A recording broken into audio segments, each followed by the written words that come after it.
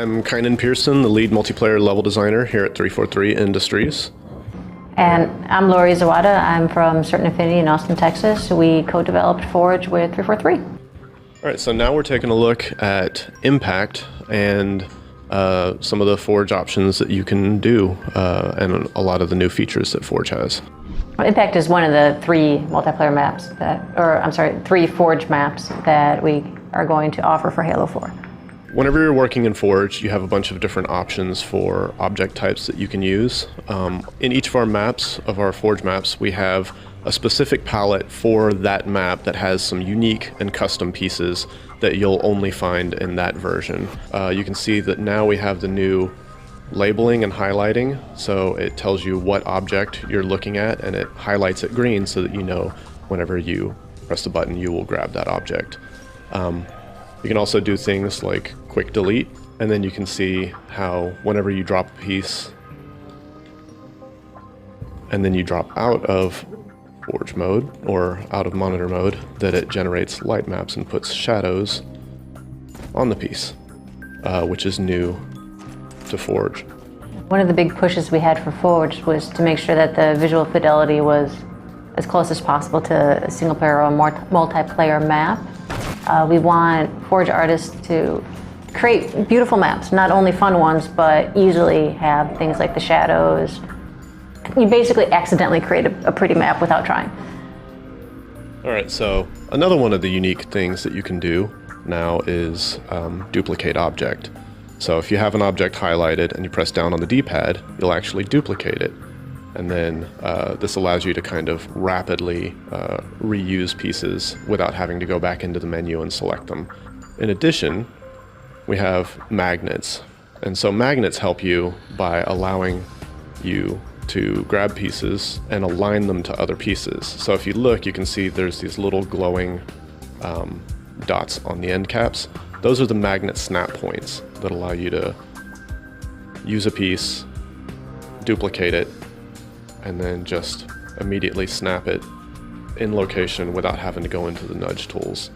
So this will allow, Power Forge users and just Forge users in general, easier ways of constructing their levels and basically putting together things with rapid iteration.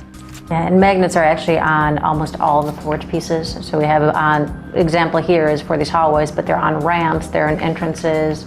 There's certain Forge buildings where we anticipated people might snap things to them, whether it's on the roof, windows. A lot of familiar pieces to the Forge palette that was used in Forgeworld, although everything's been redone. This map uses a UNSC palette, which is also another unique to Halo 4 Forge feature.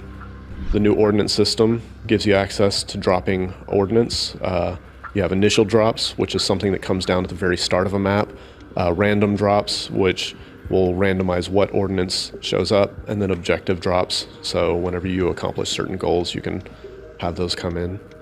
Actually, in the gadgets palette, if we open that up really quick, we have some new features. We still have the man cannons. We have something new called gravity zones, if you want to go over those. Yeah, so the gravity volumes, these allow you to change the kind of traits of what happens whenever you enter them. This not only affects the player character, but it will affect weapon or vehicles as well. Yeah. So as you can see, when I'm within this volume, I have low gravity settings, and all of this stuff is customizable and tunable so that players can set up, specific things where, you have a bunch of different railways or structures, and then in certain areas only, you'll be able to have, low grav or reverse grav or just anything that you want to do. So there's plenty of creative things that you can do with the specific traits of the gravity volume. You can actually stack a couple of these gravity volumes together and it compounds itself. In addition to this, you also have the choice to either have something visible in the game or they could actually be invisible. So this could be like little surprises for people, but the possibilities of this is pretty nuts. Okay, one of the other unique things that we have going on with Forge is that if you have something that's a base piece that you've located and you know exactly where you want it to go, you can basically lock that piece in place so that now if I'm pressing the A button, I can't grab it, I can't edit it unless I choose to unlock it by, again, pressing left on the D-pad. The good thing for this is that you can kind of place your foundation pieces and build off of it, and you no longer have to worry about accidentally grabbing a piece and nudging it while you're doing your construction.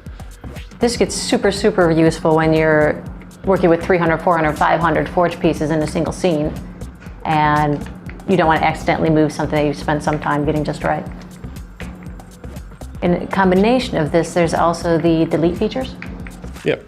So one of the other things that you can do is you can grab an object, or you can just go in and you can do delete by palette. So you can delete all of these specific objects, or you can delete by palette and choose objects within the menu that you want to make sure that you've deleted and you don't have them.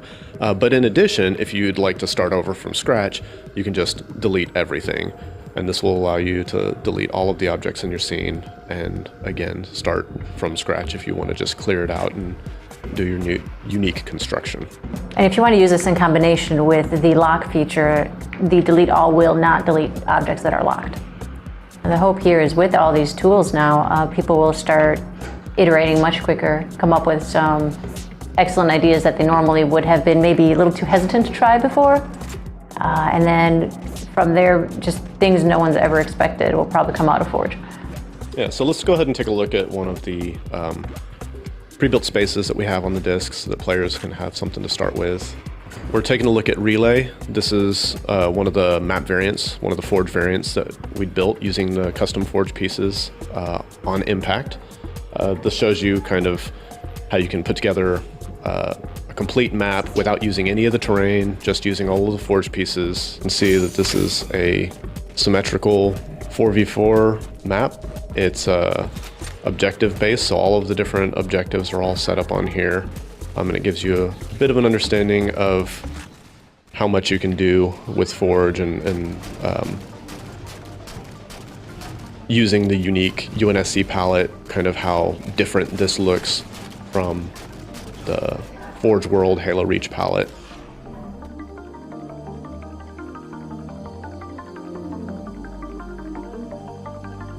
All right, now we're going to show a little bit of the player trait zones and kind of some of the stuff that you can do with those.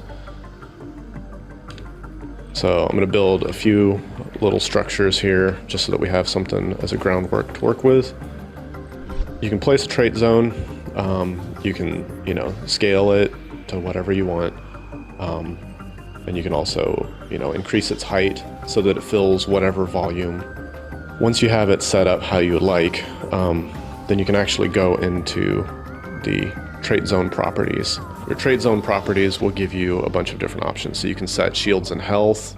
You can basically make sure you can boost somebody to have 300% damage resistance in, or shield multiplier. You can change their shield recharge rates, give them headshot immunity, just whatever ideas you have for the game type or the specific trait zone you could do. But you can also do things to adjust player movement, so you can adjust your gravity to lower that. Your jump height can be significantly increased when you're in. You can boost your player speed. So you can see here that you could either adjust one trait, or you could just adjust any combination of those traits. There's 4 different buckets, and a total of 16 of them in a Forge map. So 4 different buckets, but 16 of these little circles throughout the map. These trait zones will appear invisible in the game. You have options also to disable your weapons, to add infinite energy to your weapons, to be invisible, and again, so you have all these options to be able to customize these in any way you would need to work through the stuff that you have that's defined. So again, using the various large structures and our construction pieces, you can see how you can put together something fairly quickly just using some of the predefined stuff and magnets. But this, in combination with some of the player trait zones as well, lets you do some unique things. So for instance, I've got this thing and you can see clearly that my jump height isn't big enough to get up there, but I'd like to allow that in this map. So you can go in. Yeah, so this is a lot of stuff that you can just mess with for as long as you want. There we go. Oh. Still a bad jump. Right. Bam. So again, when you enter this, you'll see that, based on your gravity settings, that stuff is different. But yeah, it's just some of the cool stuff that you can do with the player trait zones and the Forge palette.